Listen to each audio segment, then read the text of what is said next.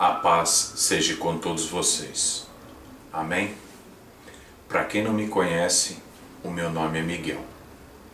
O exército do Eterno está se levantando no Brasil. Amados irmãos e irmãs, hoje eu quero conduzir os irmãos e as irmãs num pequeno estudo a respeito da volta de Cristo, que está no livro de Mateus, capítulo 24, verso 36 até o 41. Nós vamos estudar. Mas antes disso, eu quero dar um anúncio aos irmãos e às irmãs também. Oficiais do exército do Senhor dos Exércitos. Quando vocês sentirem de se apresentar ao público, já está mais do que na hora. Já tivemos várias reuniões. A princípio não era para ser falado nada disso, não era para abordar isso, mas como obrigação que eu tenho que anunciar. Então a minha parte eu estou fazendo. Eu estou lançando as sementes e quando vocês sentirem a hora de se apresentar, fiquem à vontade, porque a minha parte eu estou fazendo, né? Eu estou me apresentando, meu nome é Miguel, né? E o exército do Eterno está se levantando no Brasil. Um sinal para o povo brasileiro e para toda a humanidade. Quando vocês verem na cidade de Campinas, estado de São Paulo, Brasil, um grande mover de um grupo, certo? De homens e algumas mulheres, trabalhando, pregando a palavra, anunciando boas novas. Não se iludam, não se iludam. Eis o cumprimento da profecia de Apocalipse 19, 14, 19, Apocalipse 7, 3, Mateus 13, Mateus 13, isso, e outras demais profecias que eu não vou entrar nesse detalhe. Não se iludam, irmãos. Se a sua igreja, o seminário que você estudou, explicou totalmente diferente, né, coisas totalmente ao avesso do que eu estou falando, continua na vida de vocês. O sinal para vocês é esse. Quando vocês verem esse grupo de homens se apresentando como oficiais do exército do Senhor dos Exércitos, é o cumprimento da profecia, das profecias. Então a minha parte eu estou fazendo, anunciando para vocês. E só um detalhe, quando eles começarem a trabalhar, todas as faculdades, seminários, igrejas que ensinaram coisas completamente diferentes daquilo que esses oficiais vão apresentar a vocês, elas vão cair. Todos os doutores de teologia do mundo inteiro vai cair.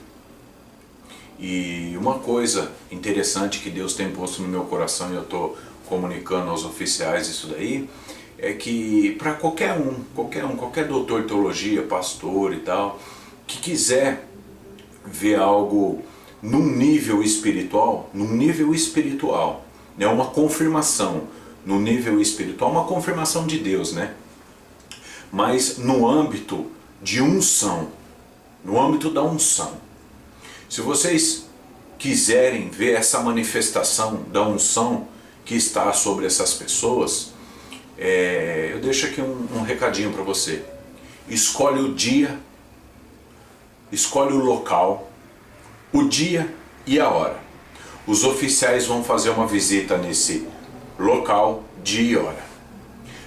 A partir do momento que nós chegarmos a esse local, nós vamos ver se ele está adequado para esse trabalho. Se não tiver, a gente vai passar o que vai ter que ser feito, mudado, tirado, para que a gente venha trabalhar 40 dias e 40 noites dentro desse local. Pode ser igreja, pode ser um galpão, pode ser qualquer lugar que seja. Quanto custa isso? Isso não custa nada. Não custa nada. Mas é isso daí. Se vocês quiserem ter uma prova para vocês mesmo, certo? Escolhe o local, o dia e a hora. A gente vai fazer uma visita aí. E você vai passar 40 dias e 40 noites com a gente. eu só vou deixar um recadinho para você. Nas primeiras 6 horas que vocês passar na nossa presença, acabou tua igreja, acabou teu ministério, você não vai aguentar não. Não vai. Pode ser papa, cardeal, bispo, qualquer bispo aí do mundo aí, pastores. Nas primeiras 6 horas, na primeira 1 hora você vai achar uma bênção. Na segunda, na terceira hora você já vai começar a ver que o negócio, ninguém tá brincando de ser crente. Da 6ª hora em diante, que primeiro a gente vai chamar você, né, lógico, para ficar pelo menos ali só pra gente começar uma oração, um trabalho ali, né, 3 a 4 horas de joelho direto, né? Talvez o seu joelho já esteja explodindo nesse momento, você já não vai estar aguentando mais, né? Mas aí o trabalho só começou. A gente só de início vamos orar com você 12 horas ininterrupta e demonstração de espírito e poder. Eu só estou falando das primeiras 12 horas. E os outros? E as outras horas? Dos 40 dias e 40 noites? Aqui ninguém está brincando de ser crente não. Eu estou avisando para vocês. Em nome do Senhor dos Exércitos, quando vocês verem na cidade de Campinas um mover de um grupo denominado os oficiais do Exército do Senhor dos Exércitos, é o cumprimento da profecia de Apocalipse 19, 14 e 19. Se a sua igreja traduziu que ali é a volta de Cristo montado num cavalo, eu não posso fazer nada. Que a paz seja com todos vocês. Vamos dar entrada no nosso estudo.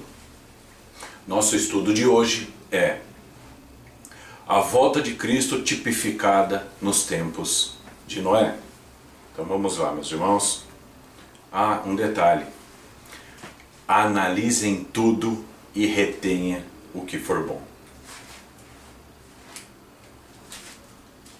Mateus 24, versículo 36 ao 41, está escrito: Porém, daquele dia e hora, ninguém sabe, nem os anjos do céu, nem o Filho, mas unicamente meu Pai. Então vamos seguir conforme o texto, ok, irmãos? Vamos lá. Então, em primeiro lugar, o verso 36, o Senhor Jesus Cristo deixa claro que o dia e a hora ninguém sabe, nem os anjos do céu, nem o Filho, mas unicamente o Pai. Então vamos deixar marcado aqui, correto? Primeiro, só o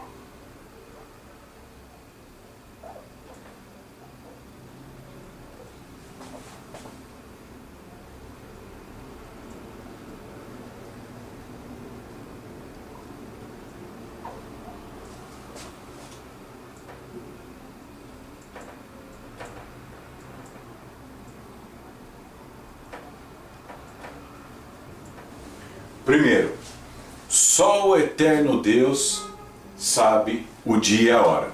É o que está no texto, ok, irmãos? Uma coisa bem resumida.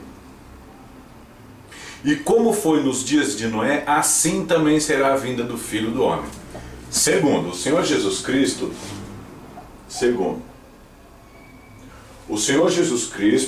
ele tipifica a volta dele aos dias de Noé. Então vamos lá.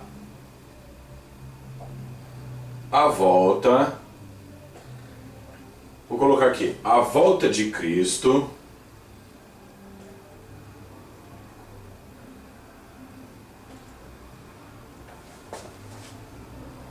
é tipificada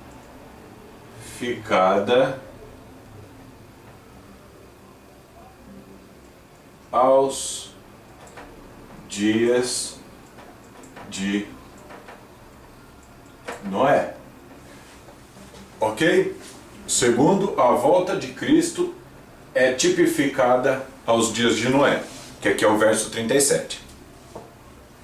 No verso 38 está escrito: Porquanto, assim como nos dias anteriores ao dilúvio, comiam, bebiam, casavam, se davam em casamento, até o dia em que Noé entrou na arca. Então o terceiro ponto aqui é que há dois grupos. Primeiro, um grupo que faz, que está fazendo aquilo que bem entender, e o segundo grupo foi aquele que Deus colocou para dentro da arca. Então a gente vamos colocar dois grupos, certo? O grupo dos eleitos, certo? E o grupo, eu vou colocar para ficar melhor, o trigo e o joio. Dois grupos. Vou escrever para ficar mais simples aqui, né? Dois grupos. Dois grupos. Ok? Primeiro,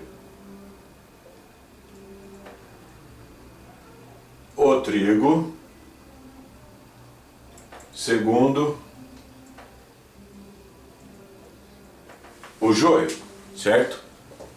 Primeiro o trigo, segundo o joio. Isso a gente vê no verso 38. E o verso 39 está escrito: e não o perceberam, até que veio o dilúvio e os levou a todos. Assim também será a vinda do Filho do Homem. Então a quarta parte aqui, ó, Jesus está dizendo que o trigo entrou na arca. O joio que estava fora, veio o dilúvio e os levou. Então o texto está querendo dizer, o que foi levado para a morte. O que ficou salvo. Deixa eu continuar o texto. Eu vou ler o verso 39 ao 41 agora direto para concluir. E não perceberam até que veio o dilúvio e os levou a todos. Assim será também a vinda do Filho do Homem. Então, verso 40, então, estando dois no campo, será levado um e deixado o outro. Estando duas moendo no moinho, será levada uma e deixada a outra. O que o texto está querendo dizer? Do verso 39, verso 40 e verso 41, presta atenção, a quarta parte. Os levados vão para morte. Os levados vão para a morte. Que aqui entre parênteses, joio. Os que ficaram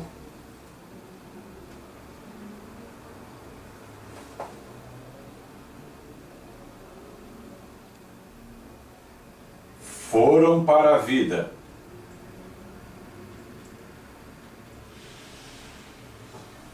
Que é o trigo.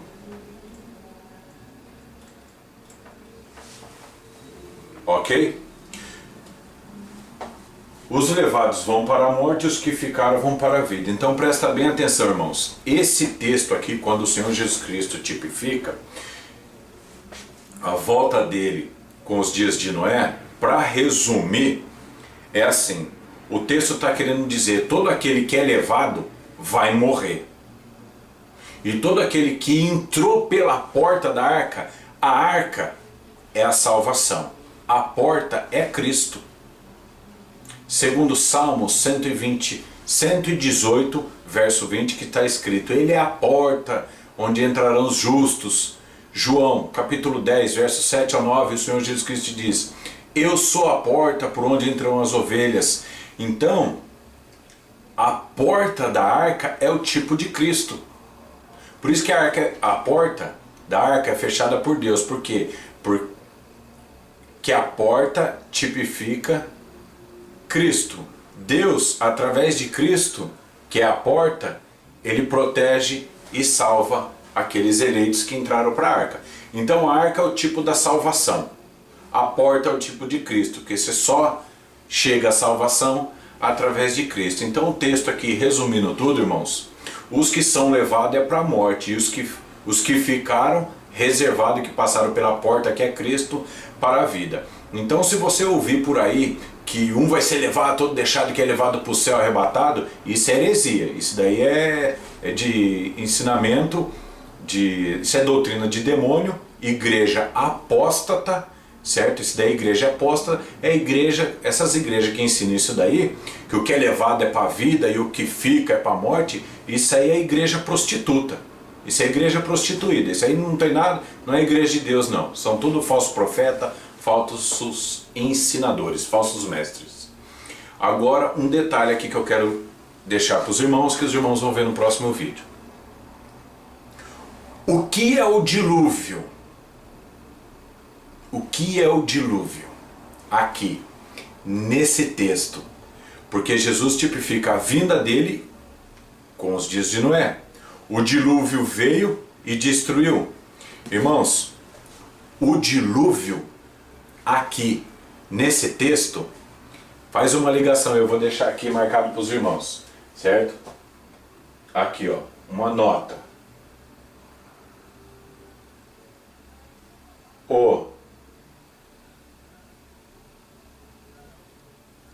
Desculpa, irmãos.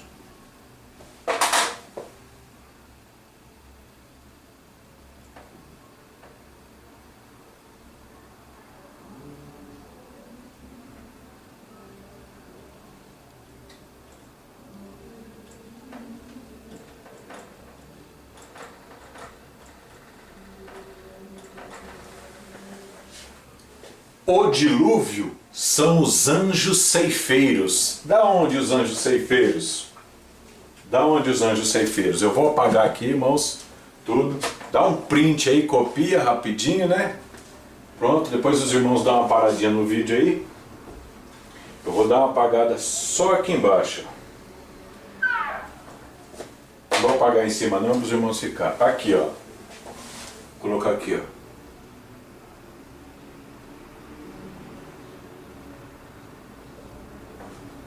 O dilúvio é igual Mateus 13. Eu vou colocar todo o texto para os irmãos analisar com calma, certo?